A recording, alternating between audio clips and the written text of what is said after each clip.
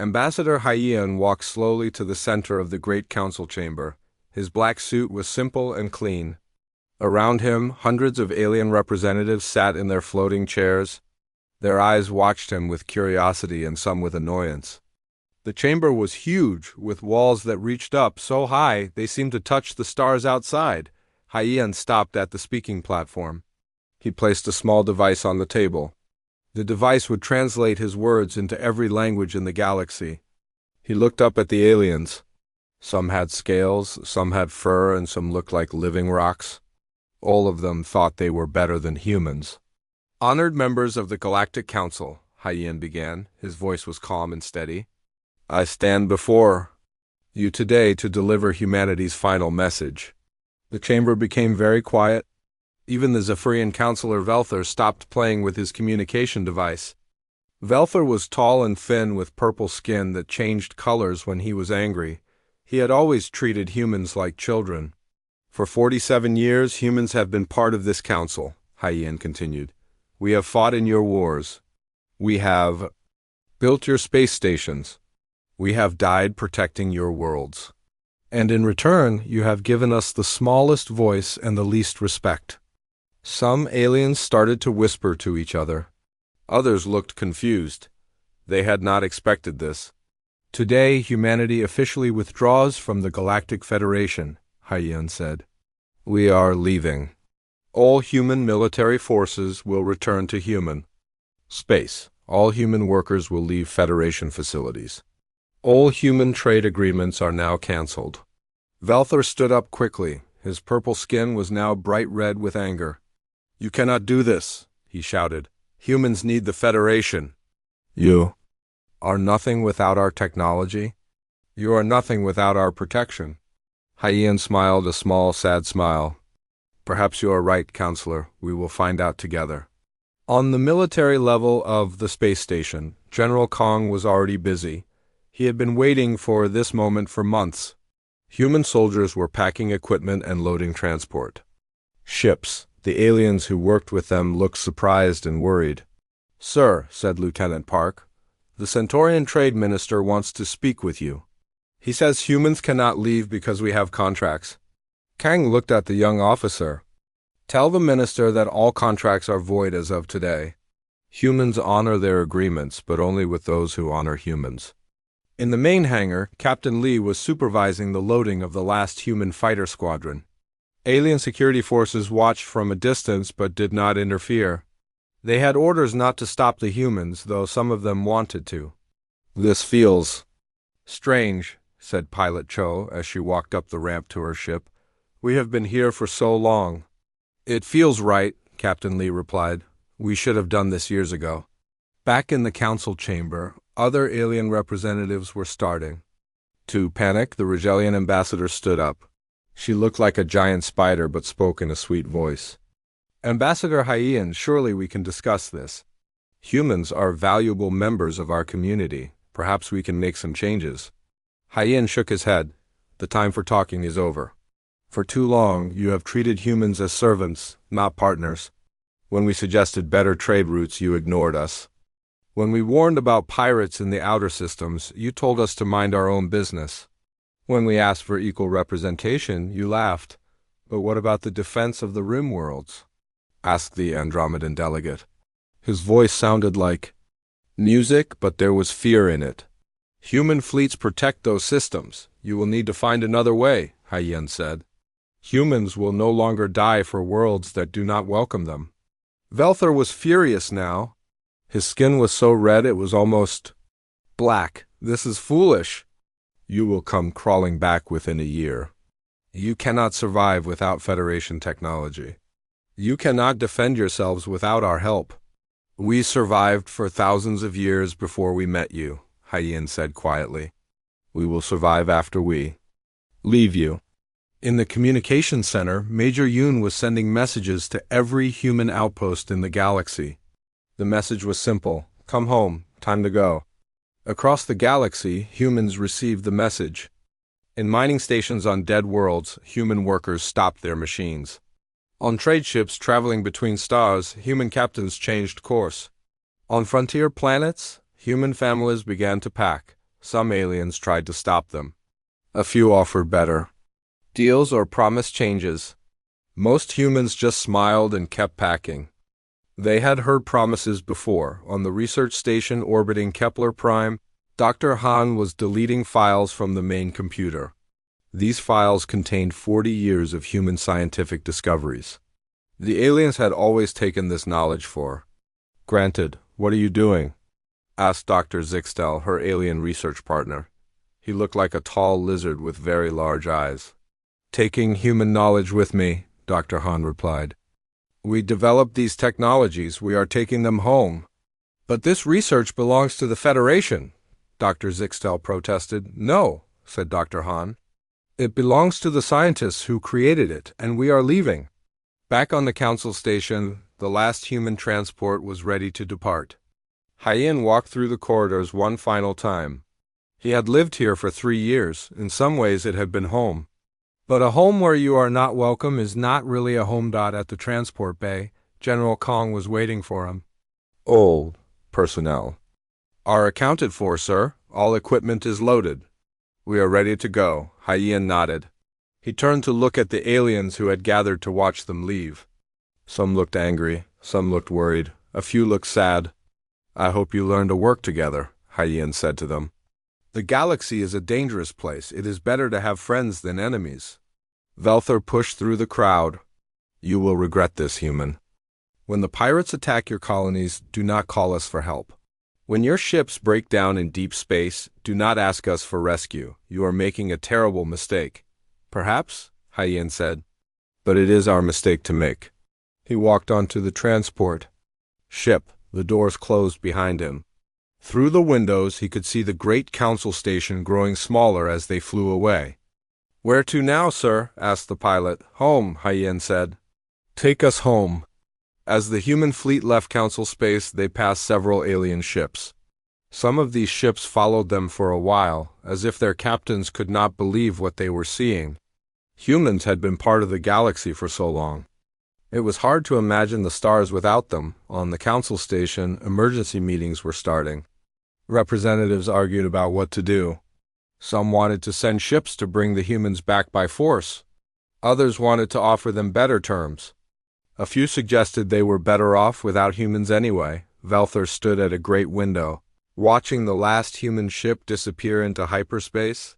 His skin had returned to its normal purple color, but his eyes were still angry. "They will be back," he said to himself. "They have to come back. They need us more than we need them." He was wrong about that. Very wrong. But he would not learn this for several months. And by then, it would be too late for all of them. 3 months had passed since the humans left. The great council station felt different now. The corridors were quieter. The cafeterias served different food. The maintenance systems made strange noises that no one knew how to fix. In the main council chamber, Velther stood before a holographic map of the galaxy. Red dots marked areas where problems had started. There were many red dots. "The Vega trade route is completely blocked," reported Captain Zixman, a military officer with gray scales and too many teeth. "Pirates have taken control of 3 systems. Without human patrol ships, we cannot clear them out." Velther's skin shifted to an angry orange color. "Send more ships. We have the largest fleet in the galaxy. Sir, we tried that. The pirates know our patterns now. They attack our supply lines and disappear before we can respond. The humans always knew how to find them, but we do not." In a hidden observation post near the edge of council space, Nari watched the alien ships through her telescope. She was small and quick, with dark hair and darker eyes. For 2 years, she had worked as a translator on the council station. The aliens thought she had left with the others. They were wrong. Nari spoke quietly into her communication device. "Admiral Wu, this is Shadow Base. The Council has lost 12 cargo ships this week. The Helix Nebula route is now completely unsafe." Admiral Wu's voice came back through space, clear and calm. "Understood, Nari. What about their military response?" "They're sending bigger ships with bigger guns," Nari replied. "They do not understand that size does not matter in asteroid fields. The pirates use small, fast ships. The council ships are too big to chase them. On Earth, in the underground command center beneath Seoul, Admiral Wu studied the reports. He was an old man with white hair and steady hands. Behind him, young officers worked at computers, tracking ships across the galaxy.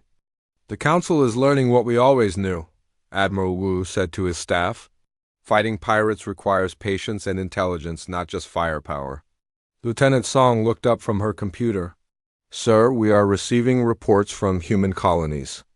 Several alien merchants have asked for permission to enter human space. They want to trade, but they are afraid of pirates in Council territory." Admiral Wu smiled. "Let them come, but check their ships carefully. We do not want Council spies."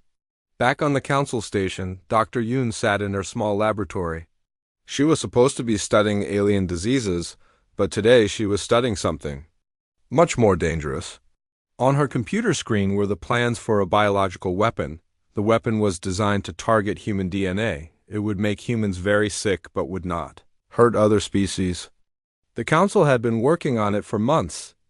Even before humans left, Dr. Yoon was not supposed to see these files.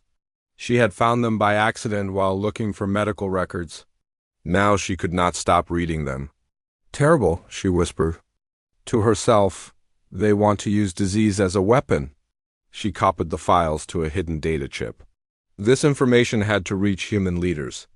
If the Council was planning to attack human colonies with biological weapons, humanity needed to prepare. In the Council's war room, military leaders were having their daily meeting. The room was dark and filled with the light from holographic displays. Ships moved across star maps like pieces in a game. War Prime Kethter stood at the center of it all. He was tall and covered in thick black fur. His species, the Ursoids, were known for their strength and their anger. Right now, Kethter was very angry. "The humans think they can embarrass us and walk away," he growled. "They think we are weak without them. I say we show them how strong we really are." General Voxtel, a thin alien with 6 arms, moved pieces on the star map. "Our fleets are having trouble with the trade routes, but we can still project power." "What do you suggest, War Prime?" "A demonstration," Kethter said. His eyes glowed red in the dark room. "We attack one of their frontier colonies. Not to destroy it, but to show them that they cannot hide from us. They will see our power and beg to come back." Captain Zixman looked worried. "Sir, attacking humans might start a war." "Are we ready for that?" Kethter laughed, a deep sound like thunder. "War? Against humans? They have no real military.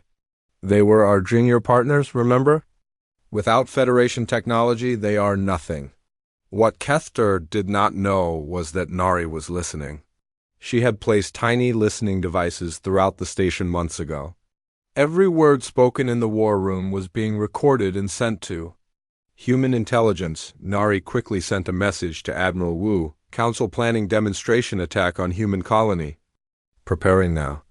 The message traveled through space faster than light, reaching Earth in minutes. Admiral Wu read it and immediately called President Kim. President Kim was on Haven Colony, one of humanity's newest worlds. She was a short woman, with gray hair and sharp eyes. She had been elected to lead the colonial government just before the humans left Council space. "Admiral, what are you telling me?" President Kim asked. "The Council plans to attack one of our colonies to show their strength," Admiral Wu replied through the communication link. "We need to prepare our defenses." President Kim was quiet for a moment. "Which colony do you think they will target?" "Probably New Bizon or Frontier Station 7. Both are far from our main fleets but close enough to Council space for them to reach easily." On the Council station, the military meeting was ending. Kethter had convinced the others that a small attack would bring the humans back quickly. They did not want to start a real war, just scare the humans a little. "We will use the orbital bombardment system," Kethter decided. "A few shots at their spaceport. Destroy some buildings but not hurt too many people. They will understand the message." General Voxtal began preparing the attack plans. "Which weapon system should we use, War Prime?"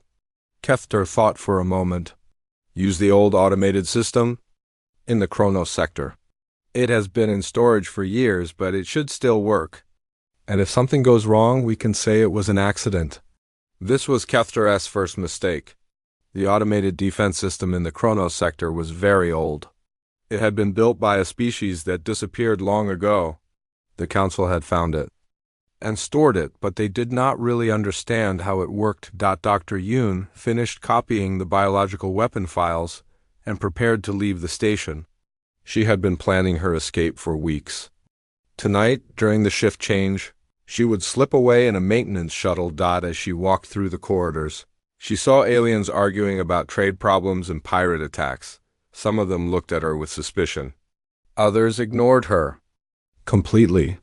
They still thought of her as just another human worker, too unimportant to worry about.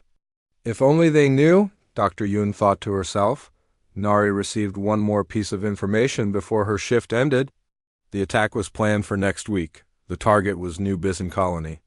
The Council had chosen it because it was new and lightly defended. She sent this information to Admiral Wu, then began preparing her own escape.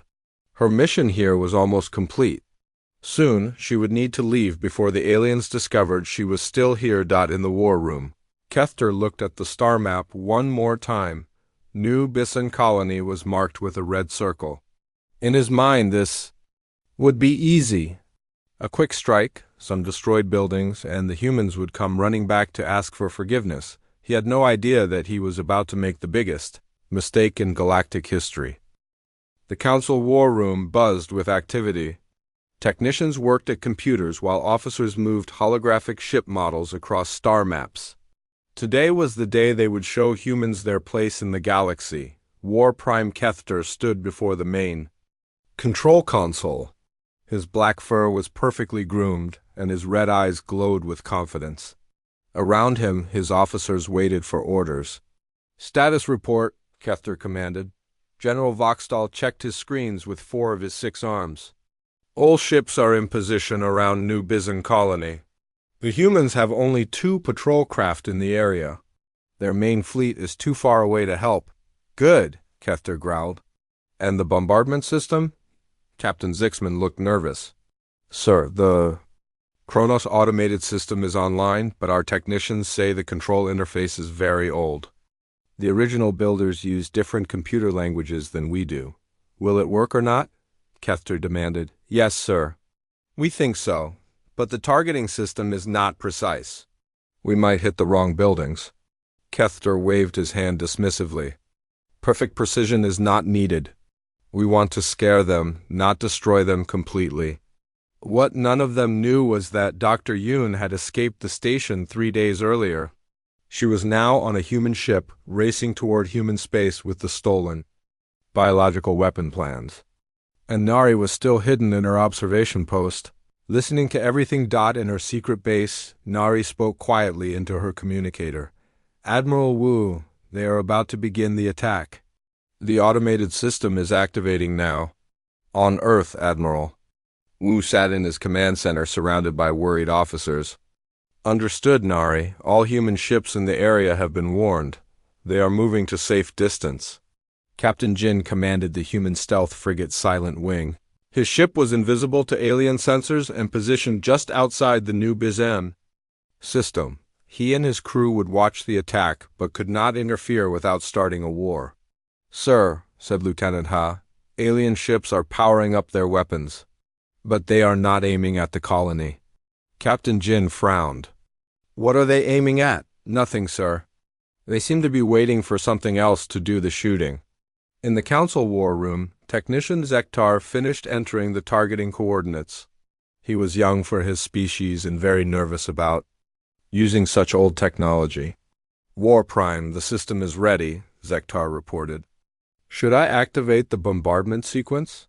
Kethter smiled, showing his sharp teeth. "Yes, fire 3 warning shots at their spaceport. Make sure they understand our message." Zektar pressed what he thought was the firing button. The console lit up with strange symbols and flashing lights. Deep in space, the ancient Kronos system came to life. But something was wrong. The Kronos system had not been built by the species that found it. It was much older than that. It had been created by the Harbingers, a race that disappeared millions of years ago. And it was not a bombardment system at all. It was a Guardian protocol. The moment Zektar pressed the activation button, ancient computers buried throughout the galaxy began to wake up. These computers had been sleeping for millions of years, waiting for someone to trigger them. Captain Jin watched his scanner in amazement. Lieutenant Ha, are you seeing this? Yes, sir. Energy readings are off the charts. Something big is powering up. Suddenly, space around the Council fleet began to shimmer. Massive shapes emerged from hyperspace, ships unlike anything anyone had ever seen. They were black and silver, covered in weapons that glowed with blue energy. The Guardian ships did not attack immediately. Instead, they sent a message on all frequencies. The message was in a language no one had heard for millions of years, but somehow everyone understood it. Guardian protocol activated. Aggressive species detected, initiating cleansing sequence. In the war room, chaos erupted. Alarms screamed and warning lights flashed. The holographic displays showed dozens of unknown ships appearing throughout Council space. What is happening? Kethter roared. Where did these ships come from? Zektar was frantically pushing buttons. Sir, I do not know. The system is not responding to my commands. General Voxtal studied the reports flooding in from across the galaxy. War Prime, these ships are appearing everywhere. Near our homeworlds, our military bases, our trade routes, they all match the same design. Captain. Zixman looked terrified. Sir, they are targeting our ships. Our fleet around New Bizon is under attack. The Guardian ships moved with perfect coordination. They identified every Council vessel that had weapons powered up and began destroying them with surgical precision. The alien ships tried to fight back, but their weapons barely scratched the Guardian hulls. Captain Jin watched in stunned silence as the Council fleet was systematically destroyed. This is incredible. Those Guardian ships are using technology we have never seen before. Sir, Lieutenant Ha said quietly, they are not attacking the human patrol ships. They are only targeting aliens. On the Council station, panic spread. Through every level, representatives from dozens of species demanded answers that no one could give. The military commanders who had been so confident an hour ago now looked lost and afraid. Velther burst into the war room, his purple skin flashing through every color of fear and rage. What have you done, Kethter? What have you awakened? I do not know, Kethter admitted. The bombardment system was supposed to fire a few shots. This is not what we intended. Reports continued to pour in from across Council space. Guardian ships were destroying military vessels, weapons platforms, and defense stations. But they were not attacking civilian ships or colonies. They seemed to know the difference. Dr. Yoon, now safely aboard the human medical ship Mercy, received the first reports from her former colleagues on the Council station. She could hardly believe what she was reading. An ancient defense system, she said to Captain Park, the ship's commander. The Council accidentally triggered something they did not understand. Is this good or bad for us? Captain Park asked. I do not know yet, Dr. Yoon replied. But the biological weapons they were planning to use against humans have been destroyed. The research station where they were building them is gone. Nari had to abandon her observation post as Guardian ships appeared near the Council station. She escaped in a stolen shuttle just as ancient vessels began targeting the station's weapon systems. Admiral Wu, she transmitted as she fled, the Council is completely helpless. These Guardian ships are destroying everything with weapons. But they are not attacking civilians or non-military targets. Admiral Wu processed this information. Carefully, Nari, get to a safe distance and continue observing. We need to understand what these Guardians want. On the Council station, War Prime Kethter stood before the shattered remains of his war room. Half the computers were destroyed. The other half showed only bad news. How many ships have we lost? He asked weakly. General Voxtal's 6 arms shook as he read the reports. 60% of our fleet is gone, War Prime. The rest are fleeing or surrendering. But the Guardian ships are not accepting surrenders. They destroy any ship with active weapons. Kethter sat down heavily in his command chair. His confidence was completely gone. How do we stop them? We do not know, sir, Zixman replied. We do not even know what they are. In human space, President. Kim received reports of the Guardian attacks with mixed feelings. The Council was getting exactly what they deserved, but the destruction was massive. Millions of alien lives were at risk. Admiral Wu, she said during their emergency conference, do we know if these Guardians will stop at Council space? What if they decide humans are also too aggressive? Unknown, Madam President, Admiral Wu replied. But so far they have not attacked any human vessels. They seem to distinguish between species somehow. Captain Jin and his crew continued to watch from their hidden position. The battle around New Bizon was over. Every Council ship was destroyed or fled. The Guardian vessels hung in space like silent sentinels. Sir, Lieutenant Hu said, the Guardians are sending another message. The message was brief but terrifying. Phase 1 complete. Phase 2 beginning. All aggressive species will be cleansed from the galaxy. Captain Jin felt a chill run down his spine. Phase 1 had destroyed most of the Council's military. What would Phase 2 bring? The second day of the Guardian attacks brought horrors that no one in the galaxy had imagined.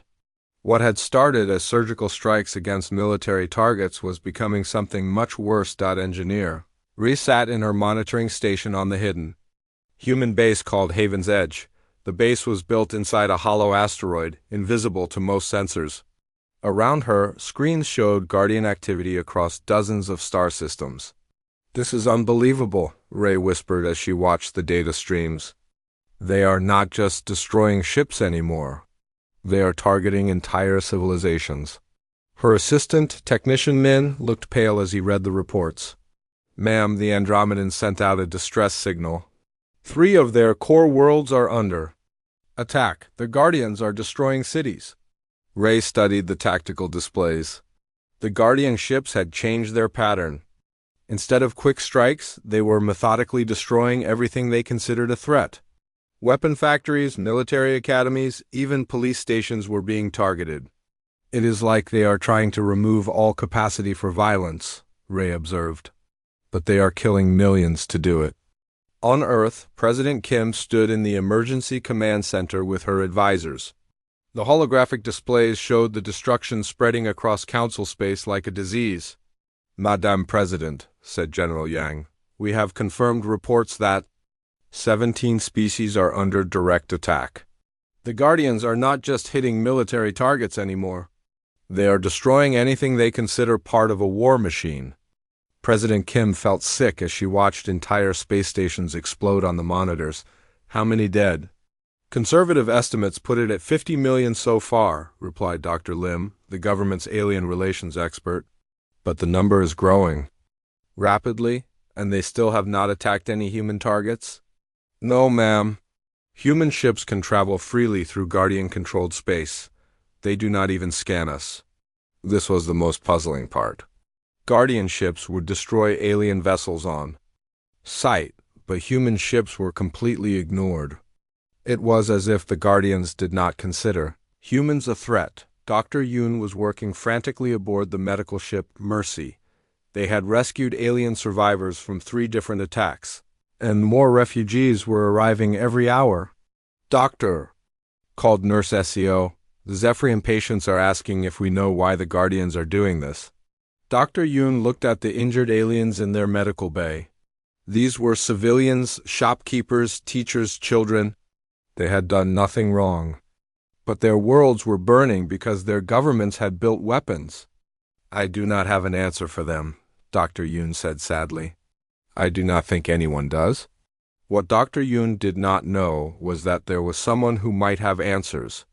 Deep in the ancient databases of the Council archives, information about the Harbinger species was finally being discovered. Nari had made her way to the abandoned research facility on Kepler Station.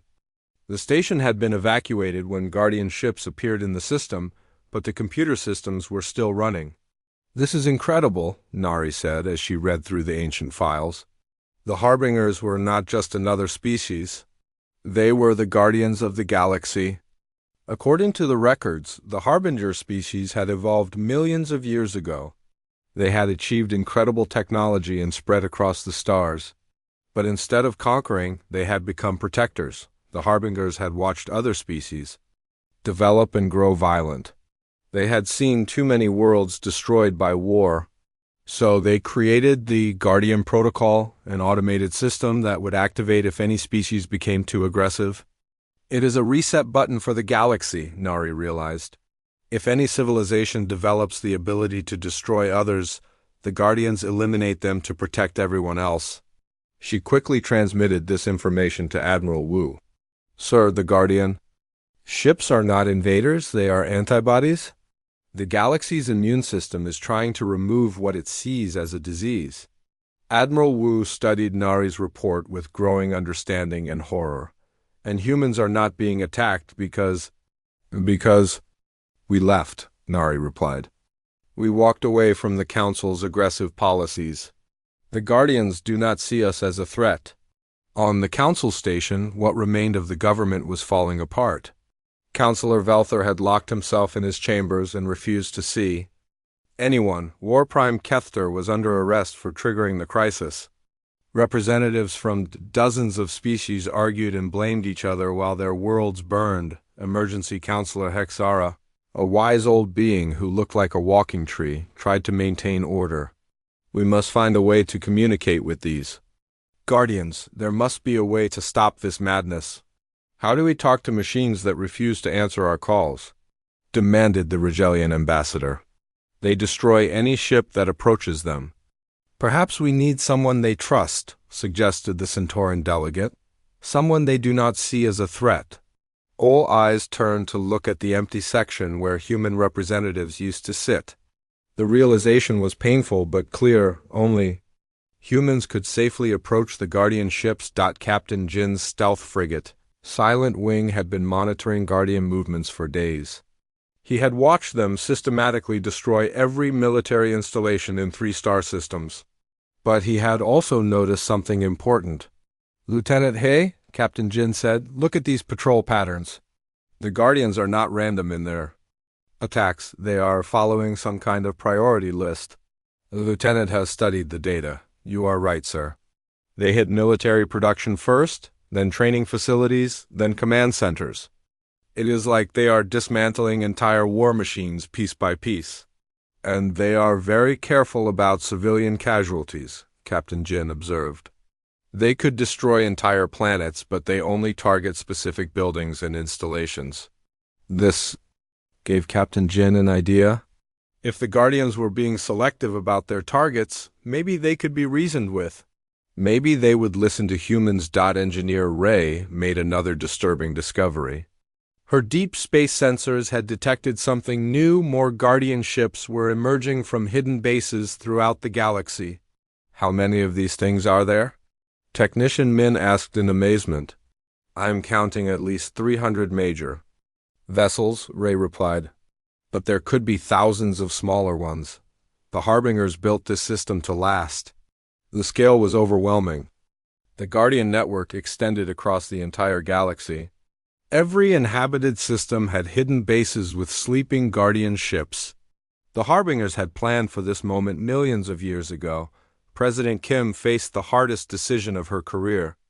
Alien governments were beginning to contact human leaders, begging for help.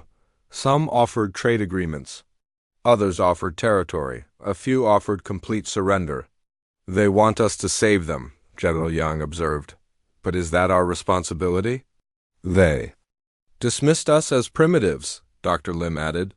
They told us we were nothing without their technology. Now they want our protection. President Kim looked at the casualty reports. The numbers were growing rapidly. Whatever the Council had done to humans, this level of destruction was horrific.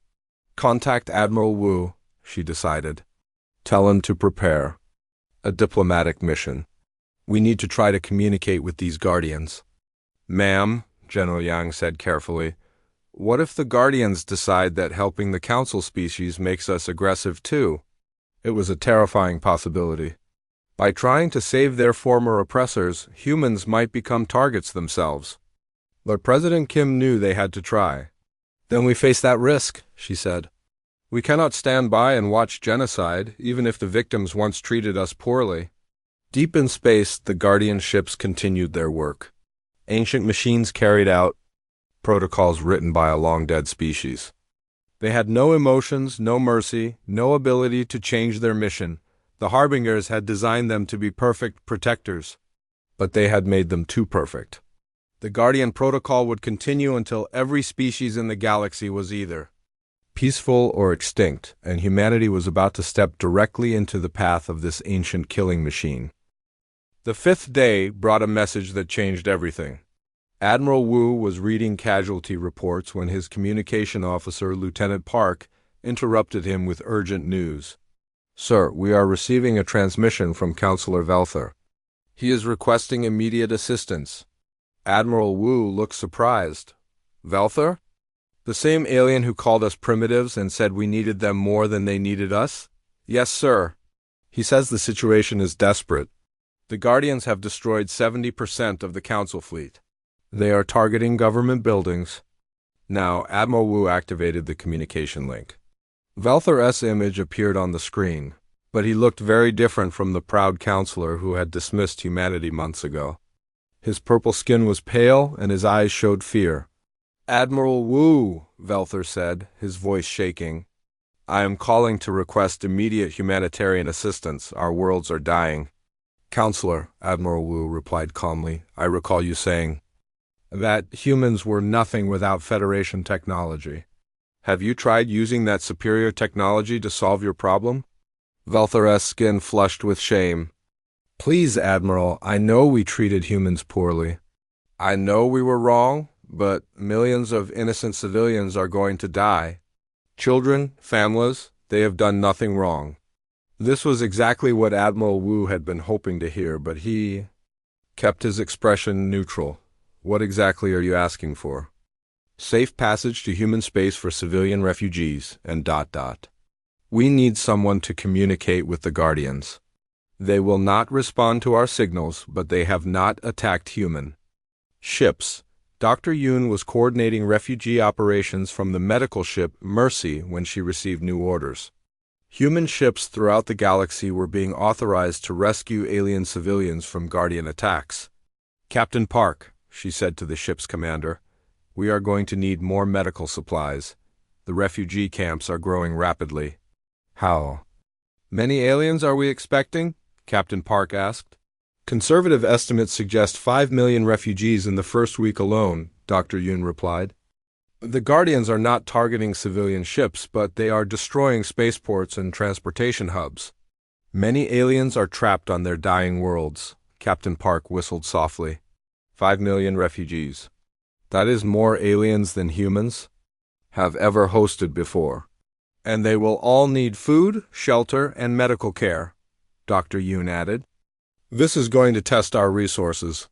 Nari had infiltrated another abandoned council facility.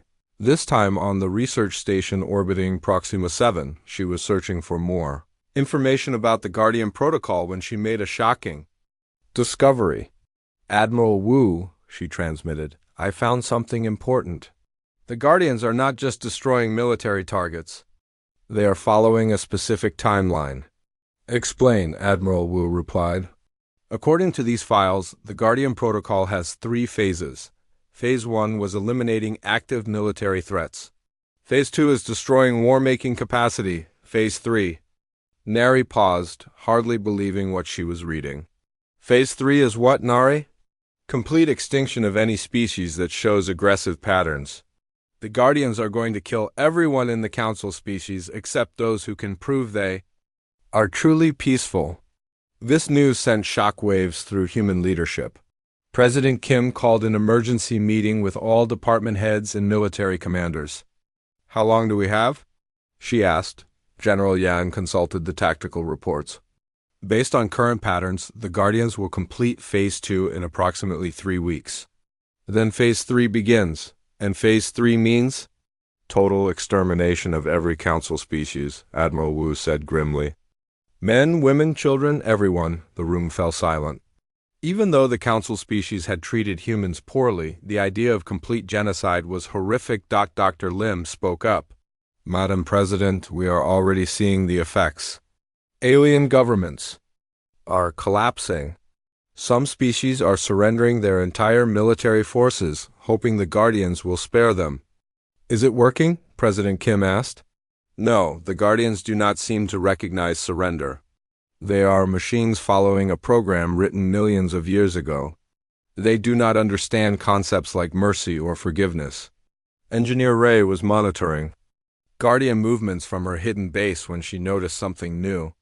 The ancient ships were changing their formation patterns. Technician Min, she called, look at these sensor readings. The Guardians are moving into Phase 3 positions. Min studied the data with growing alarm. They are surrounding entire star systems. Not just military targets, everything. How long before they begin Phase 3? Ray asked. At current deployment speed. Maybe 10 days? Captain Jin's stealth frigate was observing a Guardian fleet when they witnessed something that shook him to his core. The ancient ships had surrounded the Andromedan home system and were preparing for final bombardment. Sir, Lieutenant Ha said quietly, they are targeting everything. Cities, farms, schools, civilian targets. Captain Jin watched in horror as the Guardian ships began their attack. This was not surgical strikes anymore. This was complete destruction of an entire civilization. Record everything, he ordered. Humanity needs to see what we are dealing with. The recordings were transmitted to President Kim within hours. She watched them with her advisors in complete silence. The destruction was systematic and total. Within 6 hours, the Andromedan homeworld was a lifeless rock. 2 billion people, Dr. Lim said softly. Gone. How many more worlds will suffer the same fate? General Yang asked. All of them, Admiral Wu replied. Unless we find a way to stop the Guardians. On the council station, complete panic had taken over. Representatives who had once been proud and arrogant now begged anyone who would listen. For help, Emergency Counselor Hexara tried to maintain order, but it was hopeless. The Regelian home fleet has been destroyed, reported Captain Zixman. The Centauran trade worlds are under attack. We have lost contact with the Zephyrian colonies.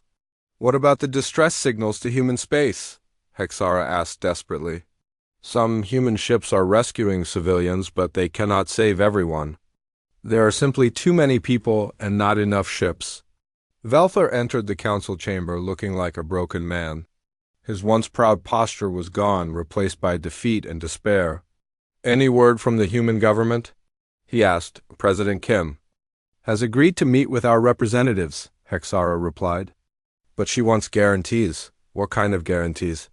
Complete political reform, equal representation for all species, an end to the Council's military aggression policies and ... Hexara paused. And what? Human leadership of the new government. Velthor closed his eyes. The species that he had dismissed as primitive junior partners would now rule the galaxy. If there was anything left to rule. Dr. Yoon was treating injured refugees when she received an unexpected message. It was from her old research partner, Dr. Zixtel, the lizard-like alien who had questioned her when she left the research station. Dr. Yoon, the message said, I know you probably hate us for what we did to humans, but I need to tell you something. We found more information about the Guardians. Dr. Yoon activated the communication link. Dr. Zixtel appeared on screen, looking exhausted and frightened. What did you find? She asked. The Guardian protocol can be stopped, but only by someone the system recognizes as worthy. The Harbingers. Built in a safety override. What kind of override? A species that demonstrates both strength and mercy. A species that could destroy their enemies but chooses not to. The Guardians will listen to such a species. Dr. Yoon understood immediately. You mean humans? Yes, humans left the Council instead of fighting. You rescued alien civilians even after we treated you badly. The Guardians might see humans as worthy successors to the Harbingers.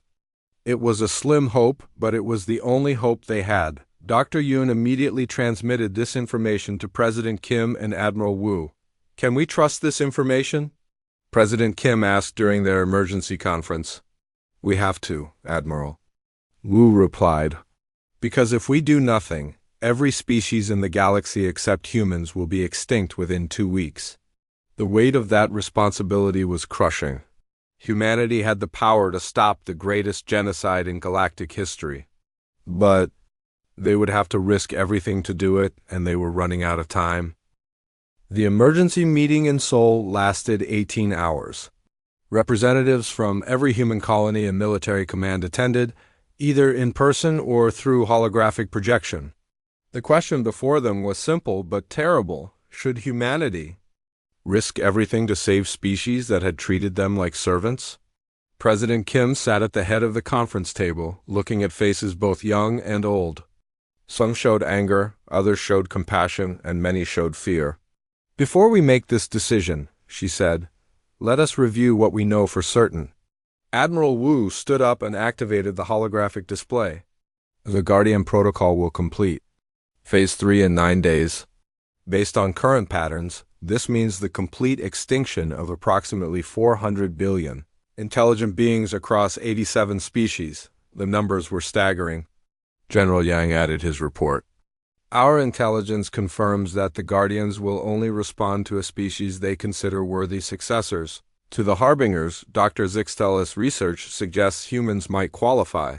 Might qualify, emphasized Dr. Lim. There is no guarantee. If we approach the Guardians and they decide we are also aggressive, they could add humanity to their extermination list. Colony Representative Cho from New Bizan spoke up. These are the same species that called us primitives. They were planning to attack our colonies just days ago. Why should we risk human lives to save them? Because genocide is wrong, replied Dr. Song from the Medical Corps. I have seen the refugee camps. Alien children who have lost their parents. Families separated across light years. Whatever their governments did, these civilians are innocent. The debate continued for hours. Some argued that humanity owed nothing to species that had oppressed them. Others insisted that saving innocent lives was a moral obligation regardless of past treatment. Minister Park from the Trade Department raised a practical concern. Even if we succeed in stopping the Guardians, what happens next? Do we really want to become responsible for governing hundreds of alien worlds? The alternative is becoming responsible for their graves. President Kim replied quietly. Meanwhile, across the galaxy, the situation was deteriorating rapidly. Engineer Ray's monitoring station detected Guardian fleets moving into position around dozens of star systems. The ancient ships were methodical and patient, but they never stopped their advance. Technician Min, Ray called, I am seeing massive energy buildups in the Guardian ships. They are preparing for something big. Min checked his instruments twice before responding. Ma'am, those energy signatures match planetary bombardment weapons, but the scale is enormous. They could destroy entire continents with those weapons.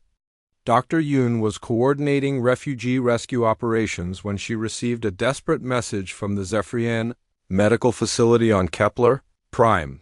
The facility treated patients from dozens of species and had been designated as neutral during conflicts. Dr. Yoon, said Dr. Velkara, the facility's director, the Guardians are surrounding our system. We have 8,000 patients here, including children. Can human ships evacuate them?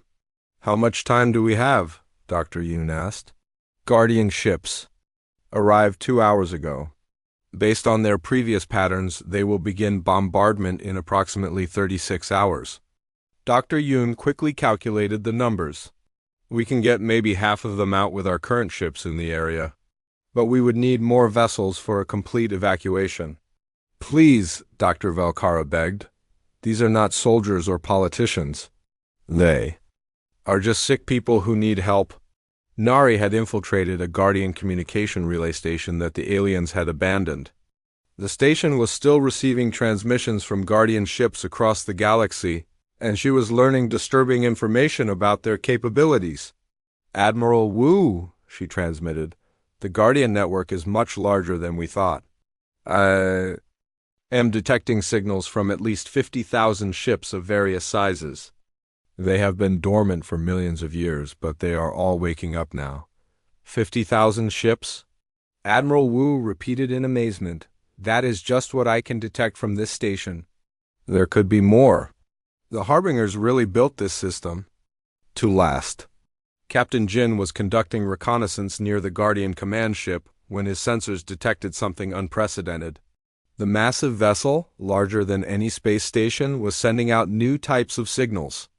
Lieutenant Ha, he said, are you getting these readings? Yes, sir. The command ship is transmitting on frequencies we have never seen before, and the signals are incredibly complex. Any idea what they mean? It could be communication protocols. Maybe they are preparing to make contact with someone. This information reached President Kim just as the Human Leadership Council was taking their final vote. The timing seemed significant. If the Guardians are preparing to communicate, said Dr. Lim, this might be our only chance. The vote was close, 57 in favor of attempting contact, 43 against. President Kim cast the deciding vote. We will try to communicate with the Guardians, she announced. Admiral Wu, prepare a diplomatic mission, but make it small and fast. If this goes wrong, I want minimal casualties. Admiral Wu selected the diplomatic ship Harmony for the mission. It was small, unarmed, and clearly marked as a peaceful vessel. The crew consisted of only essential personnel, Ambassador Haiyan, Captain Lee, Communications Officer Bei, and Dr. Yoon as a scientific advisor. As they prepared to depart, Velther sent one final message to the human government. The proud counselor who had once dismissed humanity was now completely humbled.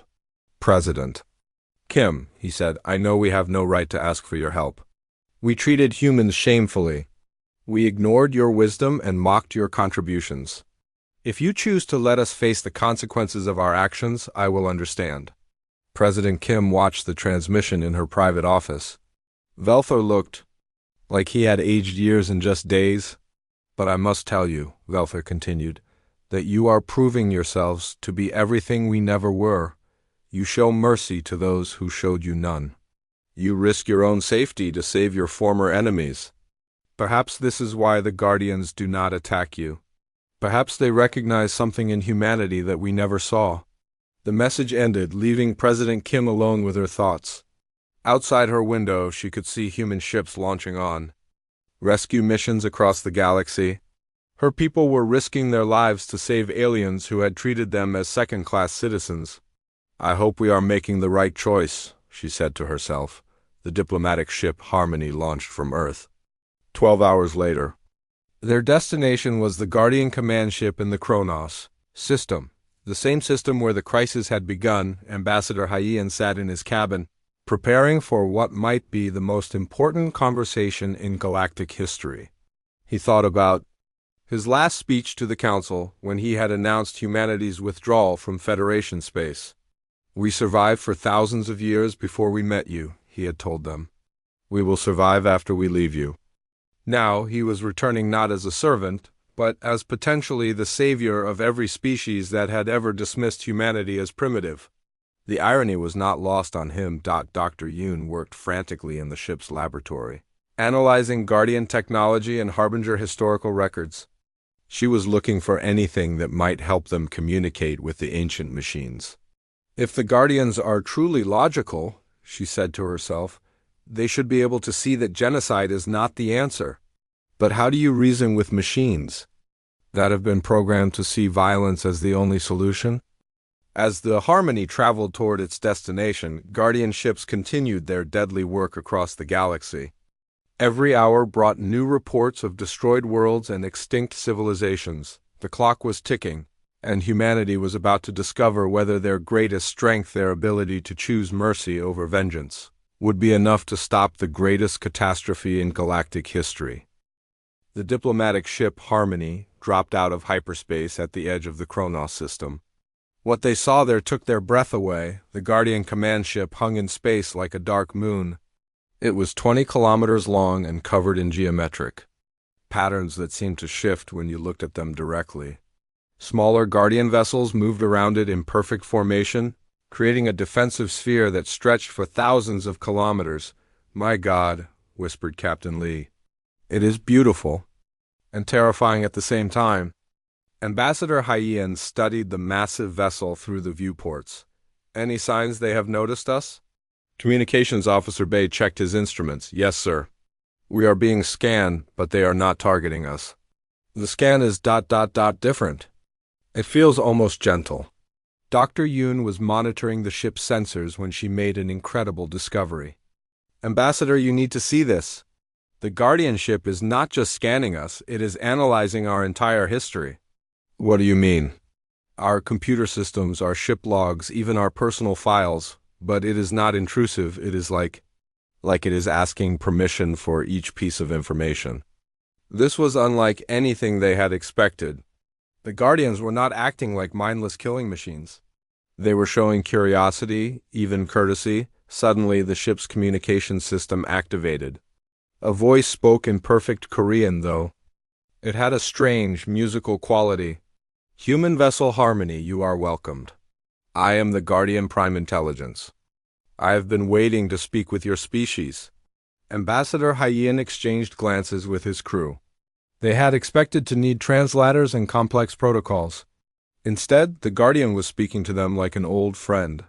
Guardian Prime Intelligence. Hyen replied carefully, We have come to discuss the current situation in the galaxy. Many innocent beings are dying. Yes, the Guardian replied.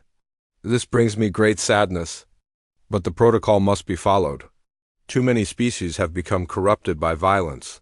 The galaxy must be cleansed. Dr. Yoon leaned forward. May I ask who created the protocol? My creators, the Harbingers, designed me to protect the galaxy from the cycle of violence that destroys civilizations. For millions of years, I have watched species develop weapons, start wars, and ultimately destroy themselves. The protocol prevents this by removing aggressive species before they can spread their violence.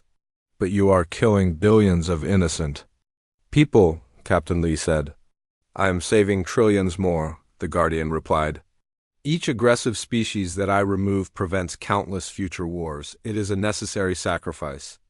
The conversation was being transmitted back to Earth, where President Kim and her advisors listened with growing understanding and horror. The Guardian was not evil. It was trying to protect the galaxy, but its solution was genocide. Guardian. Prime Intelligence, Ambassador Hyen said. Humans also developed weapons and fought wars. Why are we not targets of the protocol? Your species is unusual, the Guardian replied. When faced with the aggression of the Council species, you chose to withdraw rather than fight. When they planned to attack you, you did not strike first. When they activated the protocol by accident, you rescued their civilians instead of celebrating their destruction. Dr. Yoon felt a chill of understanding. You have been testing us. Yes, I needed to determine if humans were truly different from other species, or if you were simply waiting for an opportunity to show your true violent nature. And what did you conclude? Hyen asked. That humans possess something very rare in the galaxy, the ability to choose mercy when you have the power to choose revenge. This is why the Harbingers created the Override Protocol. Override Protocol? Dr. Yoon asked excitedly. If a species proves itself worthy through both strength and compassion, they can inherit the Guardian network.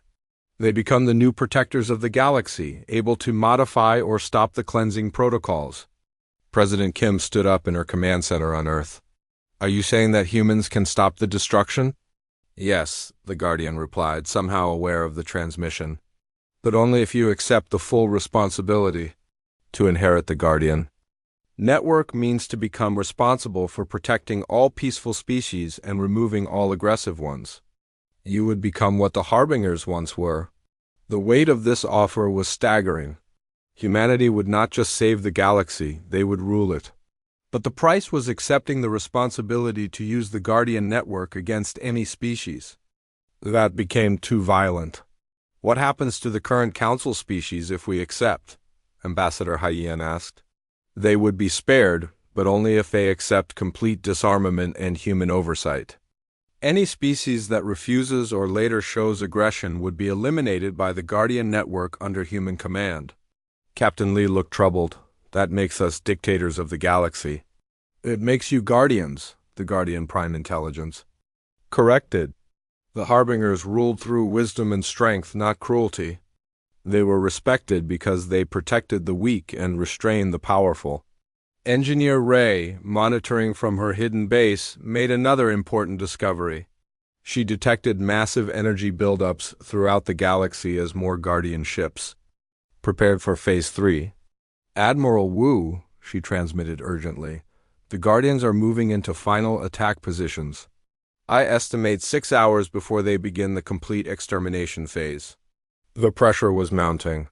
Humanity had 6 hours to decide the fate of the galaxy. Dr. Yoon asked a crucial question. Guardian Prime Intelligence, if humans refuse your offer, what happens? The protocol continues. All aggressive species are eliminated. Humans are left alone as the only advanced species in the galaxy. You inherit an empty galaxy instead of a living one. And if we accept but prove unworthy later? Then humans join the list of species to be eliminated. The Guardian Network does not make exceptions. Back on Earth, the debate was fierce. Some argued that accepting would make humans the very thing. They had opposed a dominant species controlling others through superior technology. Others pointed out that refusal meant watching billions die. Minister Park raised a practical concern.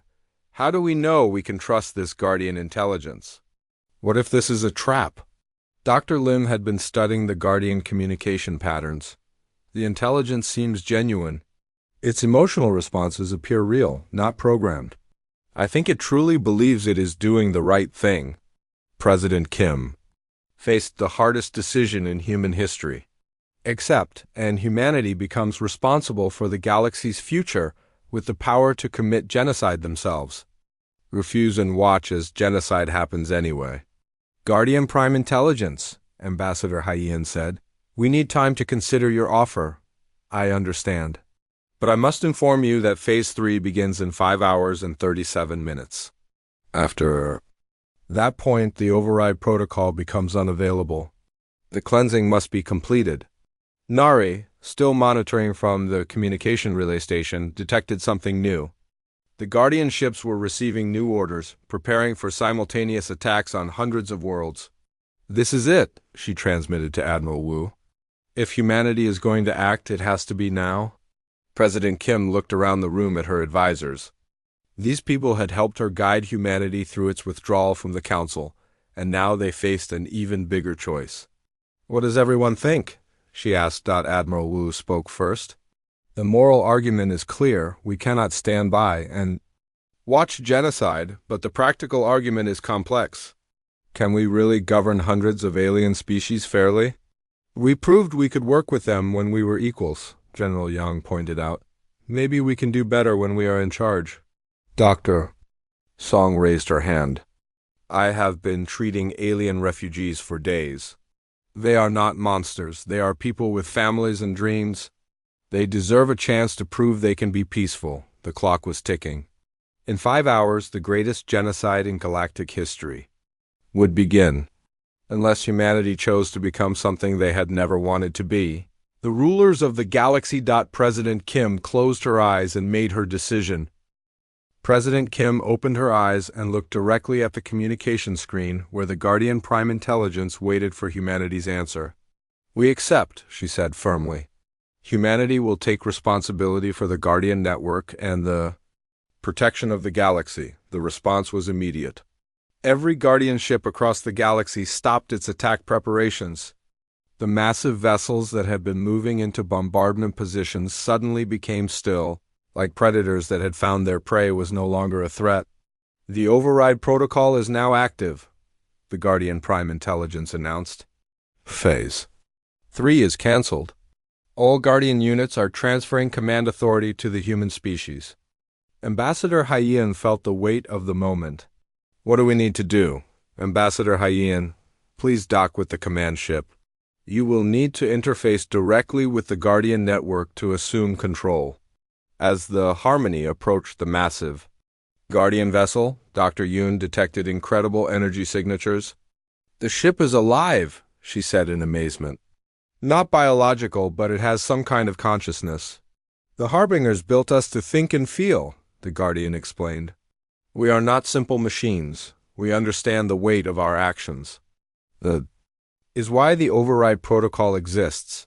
Someone must take responsibility for decisions that affect billions of lives. The docking process was unlike anything they had experienced.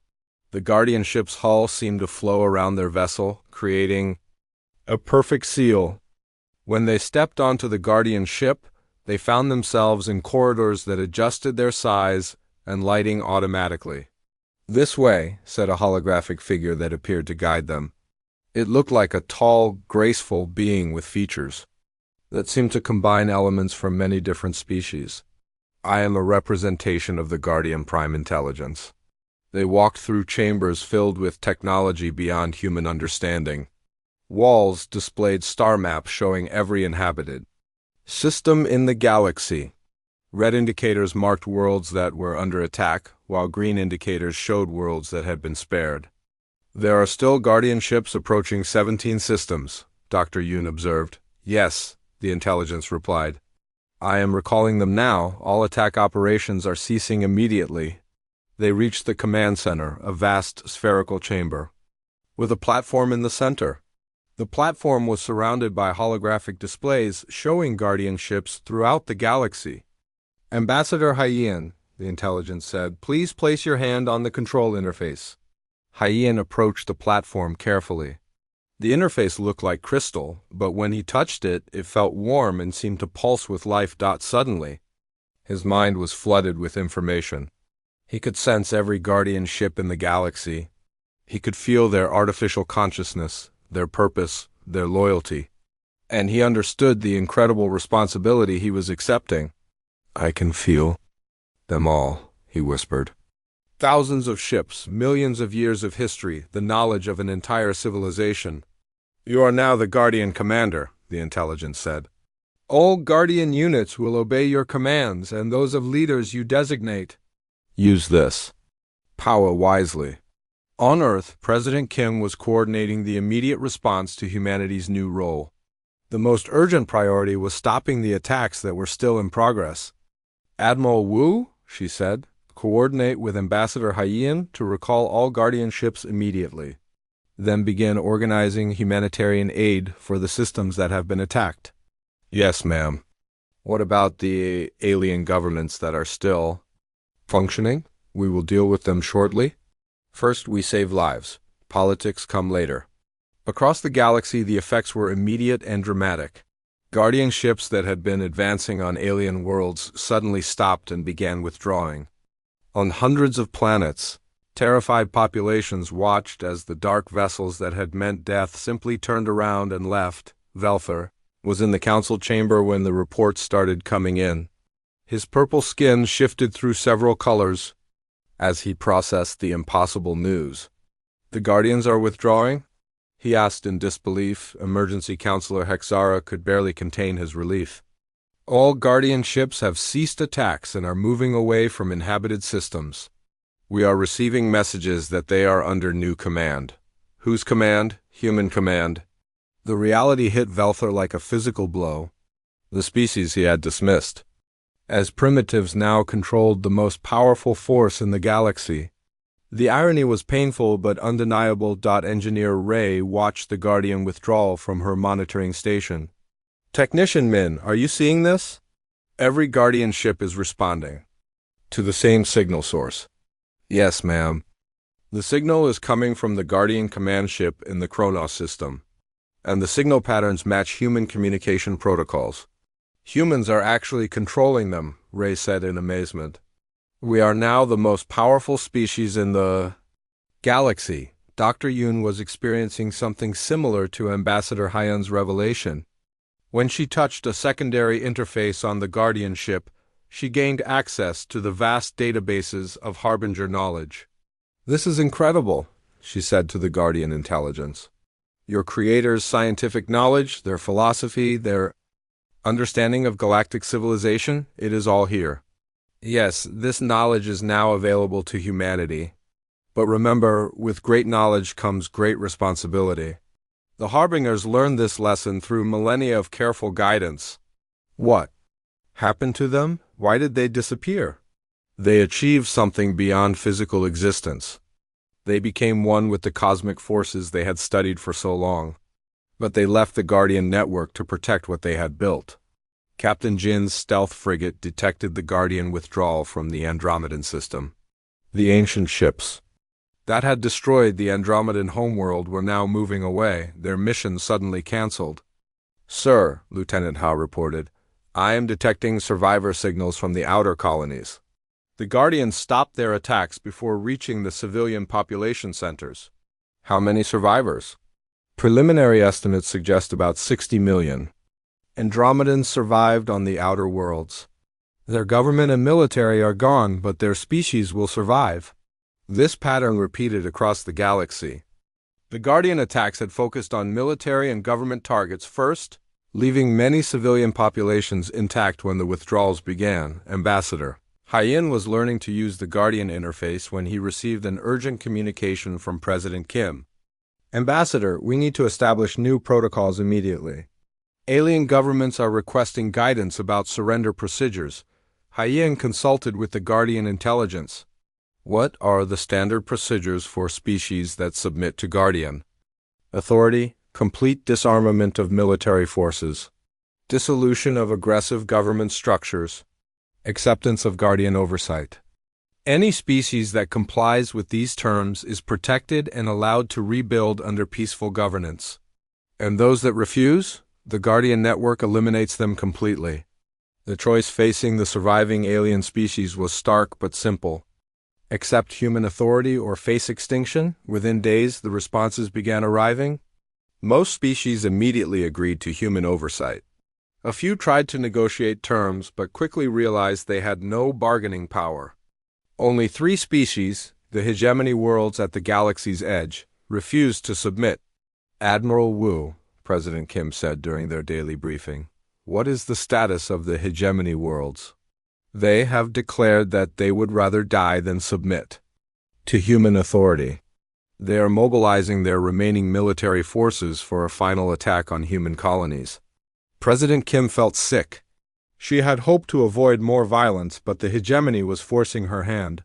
"Guardian intelligence," she said. "Through the communication linked to the command ship, what are our options regarding the hegemony worlds?" "The Guardian protocol is clear," the intelligence replied.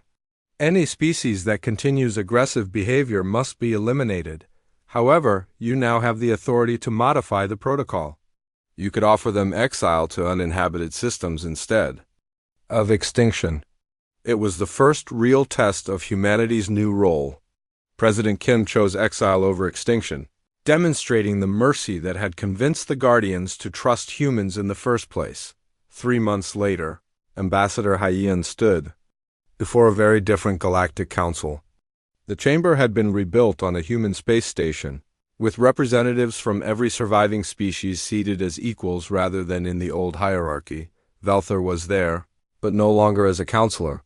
He now served as a cultural advisor, helping to bridge the gap between human and alien perspectives. His purple skin had settled into a constant shade of deep blue, a color that signified humility in his species. "The first order of business," Hyen announced, "is the establishment of the Galactic Peace Accords.